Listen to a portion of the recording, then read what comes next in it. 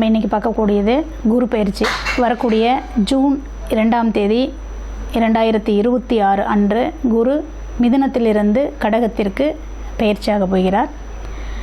இந்த குரு பயிற்சி 12 ராசிக்காரர்களுக்கும் 27 நட்சத்திரத்திற்கும் எப்படி இருக்க போகிறது இந்த வருடம்? ஏன்னா குரு ஒரு வருடத்திற்கு ஒரு வீடு என்ற நிலையில் பயணிப்பார்.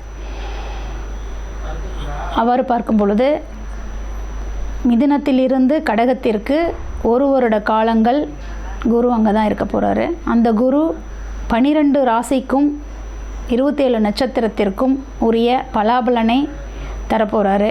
எப்பயுமே குரு நின்ன வீட்டை கெடுப்பார் அப்படிங்கிற ஒரு பழமொழி இருக்குது. குரு பார்த்த வீட்டை வளர்ப்பார். அது எதுவாக இருந்தாலும் சரி, நன்மையாக இருந்தாலும் சரி, தீவையாக இருந்தாலும் சரி, குரு பார்த்த வீட்டை வளர்க்கக்கூடியவர். அதனால் இன்றைக்கி குரு பயிற்சியில் நம்ம 12 ராசிக்கும் உரிய நன்மை தீமையை பற்றியும் கோவில் பரிகாரங்கள் பற்றியும் தான் பார்க்க போகிறோம். குரு பயிற்சி ஜூன் 2, 2026 மகரத்தில் சந்திரன். அதாவது பார்த்திங்கன்னா மகர ராசி நேயர்களுக்கு மகரத்தில் 3 நட்சத்திரம் இருக்குங்க. முழு நட்சத்திரம் அப்படின்னு பார்த்திங்கன்னா திருவோணம் முழு நட்சத்திரமாகவும், சூரியனோட 3 பாதங்களும், அதே போல் அவிட்டத்தின் 2 பாதங்களும் இந்த இடத்துல இருக்குது. மொத்தம் 9 பாதங்கள் கொண்டது.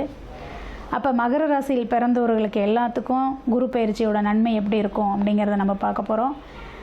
மகர ராசிக்கு குரு யாராக வரார் அப்படின்னு பார்த்தீங்கன்னா 3, 12க்கு சொந்தக்காரருங்க. 3ஆம் இடம் அப்படிங்கிறது ஒரு மனிதனோட அறிவு, எண்ணம், புகழ் இந்த இடத்துல தான் இருக்குது. ஒரு தனி மனிதனோட ஒரு ஆணாக எடுத்தால் தைரியம், வீரியம் இந்த இடத்துல தான் இருக்குது. தைரிய வீரியஸ்தானம். அப்போ 3ஆம் இடம் என்பது ஆணுக்கு அறிவு மட்டுமல்ல, தைரியத்தை குறிக்கக்கூடிய இடமாகவும் இருக்கும். அப்போ அந்த வீட்டு அதிபதி பார்த்திங்கன்னா நேர் மகரத்திற்கு 7, அப்போ அந்த 3ஆம் இடத்திற்கு 5 போய் அமர்கிறார். அப்போ 5, 3 அப்படிங்கிற மாதிரி இந்த இடம் அமையும். அப்போ இது அந்த 3ஆம் இடத்தை அந்த குரு பார்வையும் செய்கிறார். அப்போ ஒரு மனுஷனுக்கு இன்றைக்கு வரையிலும் வராத தைரியம், நிறைய பேர் சொல்லுவாங்க இவ்வளோ நாள் உனக்கு தைரியமே இல்லை, இப்போ எப்படி திடீர் தைரியம் வந்துச்சுன்னு. அப்போ இந்த தைரியத்திற்கு காரணக்கர்த்தா யாருன்னா அந்த குரு தான். ஏன்னா அவர் வீட்டை அவரே பார்வை செய்கிறார், 3ஆம் இடத்தை பார்வை செய்கிறார். எந்த இடத்துல நின்று? சப்தமஸ்தானத்தில். யார் மூலியமாக இந்த தைரியம் வரும்? மனைவியின் மூலியமாக தைரியம் வரும். ஏன்னா மனைவிங்கிற அந்த கடக வீட்டில் நின்று தன்னோட 3ஆம் இடத்தை பார்வை பார்க்குறார். அந்த மனைவி சொல்லுவாங்க, நான் இருக்கேன் துணையாக, நீங்கள் அதை செய்யுங்க, நான் இருக்கேன் துணையாக, நீங்கள் இதை செய்யலாம், அதை எதிர்கொள்ளலாம், இந்த பேச்சை பேசுங்க அப்படின்லாம் சொல்லும் போது பார்த்திங்கன்னா அவங்களுக்கு தைரியம் தன்னைத்தானே வர ஆரம்பிச்சிடும். அப்போ இந்த இடம் பார்த்திங்கன்னா குருவோட பார்வைக்கு இருப்பதால் தைரிய வீரியத்தில் இவர்கள் இந்த வருடத்தில் தலை சிறந்தவர்களாக இருப்பார்கள்.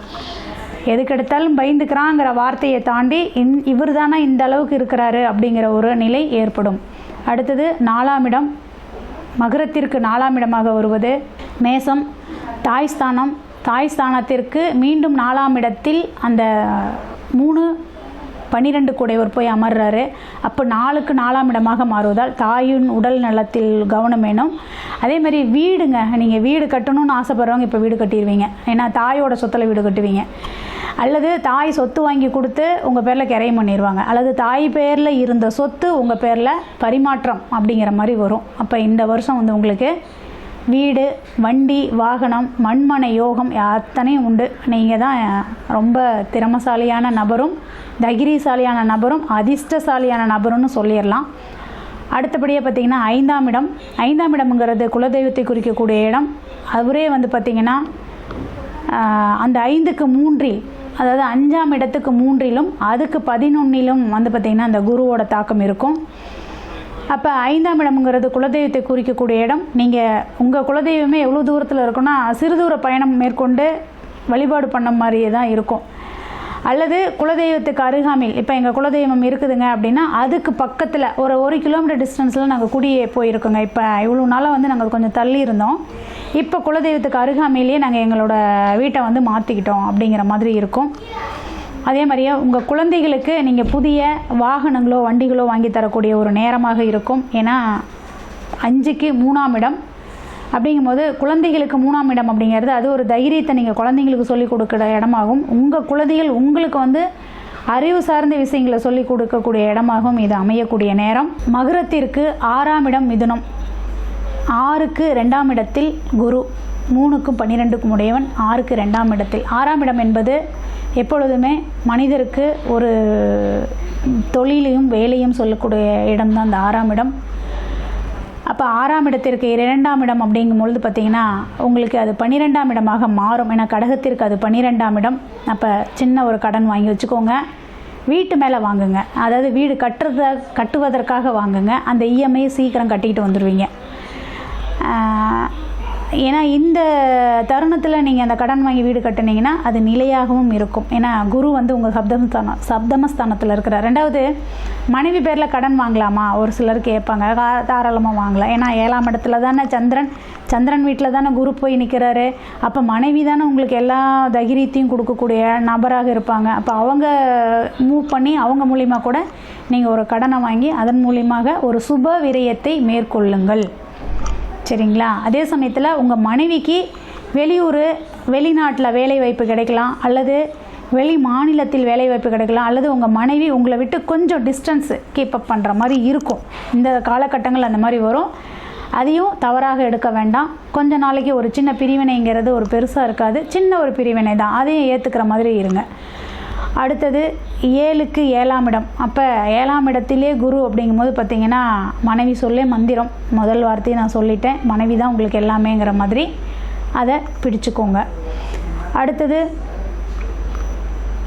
7க்கு, அதாவது பார்த்திங்கன்னா 8க்கு 12ஆம் இடம். 8ஆம் இடம்ங்கிறது உங்களோட ஆயுள் ஆரோக்கியம். 8க்கு 12 அப்படிங்கும்போது மறைமுக பொருள் அப்படின்னு சொல்லலாம்.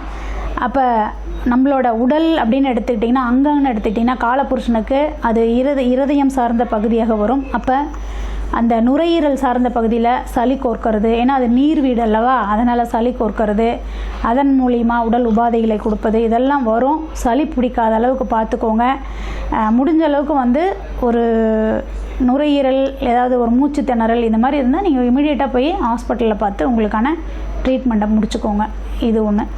அடுத்தபடியாக 9ஆம் இடம், அதாவது மகரத்திற்கு 9ஆம் இடம் எதுவாக வரும்னா கன்னிக்கு மீண்டும் பார்த்திங்கன்னா 9க்கு 11. அப்போ 9ஆம் இடம் அப்படிங்கிறது நம்மளோட தகப்பனுக்கு இது ஒரு நல்ல காலகட்டம். தகப்பன் இல்லை அப்படின்னா எப்படிங்க எடுத்துக்கலாம்னா மூத்த சகோதரன் நம்ம எடுத்துக்கலாம். ஏன்னா 9ஆம் இடமும் வந்து ஏன்னா 3ஆம் இடம் மட்டும்தான் சகோதர ஸ்தானம் இல்லை, 3, 9, 11 இது எல்லாமே எடுத்துக்கலாம். அப்போ 9ஆம் இடம் என்பது பாக்கியம். அந்த பாக்கியத்துக்கு 11ஆம் இடத்தில் குரு இருக்கிறாரு. அப்போ நீங்கள் எங்கேயாவது வெளியில் படிக்கிறதுக்கோ அல்லது வேலைக்காகவோ இடம்பெயர்ந்து போகணும்னு நினச்சி நீங்கள் ஒரு ஆசைப்பட்டிருந்தீங்கன்னா நீங்கள் போகலாம். உயர்கல்விக்காக மாணவர்கள் போகலாம். உயர்கல்வி படிப்பை கட்டாயம் மேற்கொள்வது இந்த காலகட்டத்தில் நல்ல ஒரு வாய்ப்பை கொடுக்கும். உங்களுக்கு ஒரு வேலையோட வருமானத்தோட கல்வி அப்படிங்கிற ஒரு நிலையும் இந்த காலகட்டத்தில் கிடைக்கும். ஏன்னா 9க்கு அது 11 லாபஸ்தானமாக மாறுவதால். அடுத்தபடியாக பார்த்திங்கன்னா 10ஆம் இடம். 10ஆம் இடம் அப்படிங்கிறது மகரத்திற்கு துலாம் வீடு தான் 10ஆம் இடம். அப்போ துலாமத்துக்கு பார்த்திங்கன்னா நேர் 9, அதாவது 10க்கு 10ஆம் இடத்தில் பயணிக்கிறார் குரு. அப்போ 10க்கு 10ங்கும் போது குரு இந்த இடத்துல தொழில் செய்யலான்னு நினைக்கிறவங்க தாராளமாக செய்யுங்க. உங்களுக்கு எந்த ஒரு கஷ்டமும் வராது. தொழில் முன்னேற்றம் உண்டு மகர ராசிக்கு. 10ஆம் வீட்டுக்கு 10ஆம் இடமாக வருவதால் மகரத்திற்கு இந்த குரு நன்மையை செய்வார். கவலை வேண்டாம், தொழில் நன்றாக இருக்கும். 11ஆம் வீட்டிற்கு, அதாவது விருச்சிகத்திற்கு 9ஆம் இடத்தில் இருப்பதால், விருச்சிகம் என்பது மகரத்திற்கு 11ஆம் இடம். அப்போ மூத்த சகோதரனுக்கு அது 9ஆம் இடம் பாக்கியம். அப்போ மூத்த சகோதரனுக்கோ அல்லது இவங்களோட லாபஸ்தானத்திற்கு மீண்டும் ஒரு லாபம் சேர்க்கக்கூடிய இடமாகத்தான் இந்த 9ஆம் இடம் இருக்கும். இதுவும் நன்மையை பயக்கும். அடுத்தது 12ஆம் இடம் அப்படின்னு பார்த்தீங்கன்னா தனுர் வீடு 12ஆம் இடமாக வரும். 12ஆம் இடம் அதிபதி தான் பார்த்தீங்கன்னா 8இல் போய் அமர்ந்திருக்கார். அதாவது மகரத்திற்கு 7லும் தன் வீட்டிற்கு 8லும் அமர்ந்திருப்பதால் கொஞ்சம் நட்பு பாராட்டுவதில் கவனமாக இருக்க வேண்டும். மற்றபடி நீங்கள் உங்கள் குலதெய்வத்தை வணங்குங்க, நீர்நிலையில் உள்ள தெய்வங்களை வணங்குங்கள். அடுத்தது மனைவி சொல் மந்திரம் மகர ராசிக்காரர்களுக்கு இந்த குரு பயிற்சி எல்லா நலமும் வளமும் உங்களுக்கு கொடுக்கும். நன்றி.